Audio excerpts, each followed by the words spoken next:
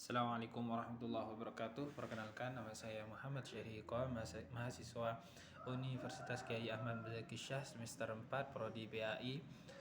Baik, di sini saya akan menjelaskan eh, analisis kebutuhan versus pendekatan berbasis aset dalam pengabdian eh, yang telah dijelaskan oleh kelompok 5 mata kuliah pengabdian masyarakat dengan dosen pengampu Bapak Fikri Farihin MPDI.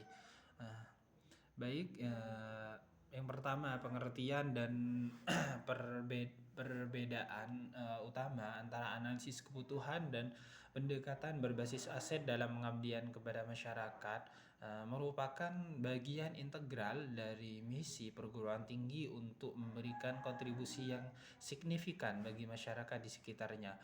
Program pengabdian ini tidak hanya bertujuan untuk menyediakan layanan atau solusi atas masalah-masalah yang dihadapi oleh masyarakat, tetapi juga untuk membangun kemitraan yang berkelanjutan antara perguruan tinggi dan komunitas lokal.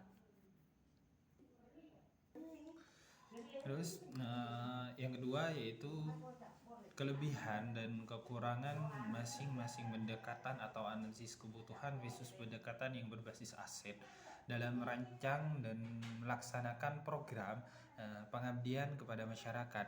Dalam merancang dan melaksanakan program pengabdian masyarakat, analisis kebutuhan memiliki sejumlah kelebihan yang signifikan.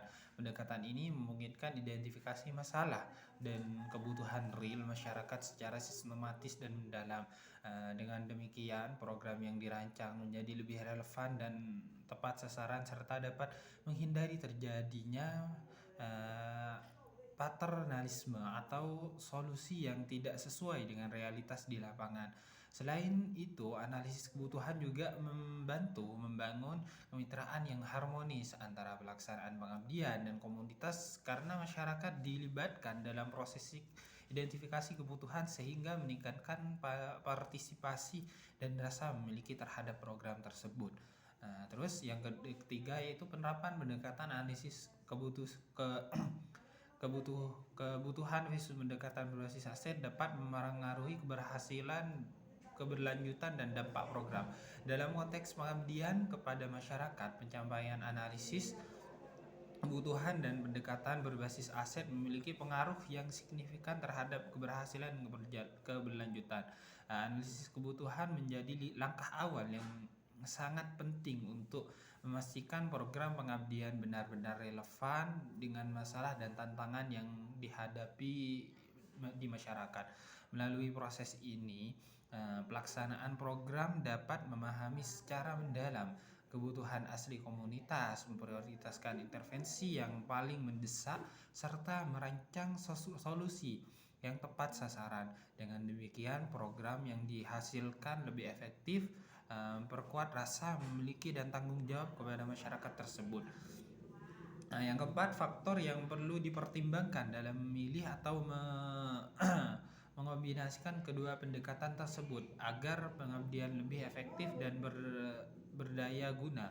Dalam memilih atau mengombinasikan pendekatan analisis kebutuhan dan pendekatan berbasis aset, pemahaman yang mendalam terhadap konteks lokal menjadi faktor utama yang harus diperhatikan.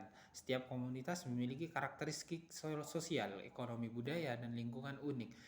Analisis kebutuhan sangat membantu dalam mengidentifikasi permasalahan dan tantangan utama yang dihadapi masyarakat. Sementara pendekatan berbasis aset menekankan pada potensi dan kekuatan yang telah ada. Oleh karena itu, menyesuaikan pendekatan dengan konteks lokal akan membuat program pengabdian lebih relevan dan mudah untuk diterima.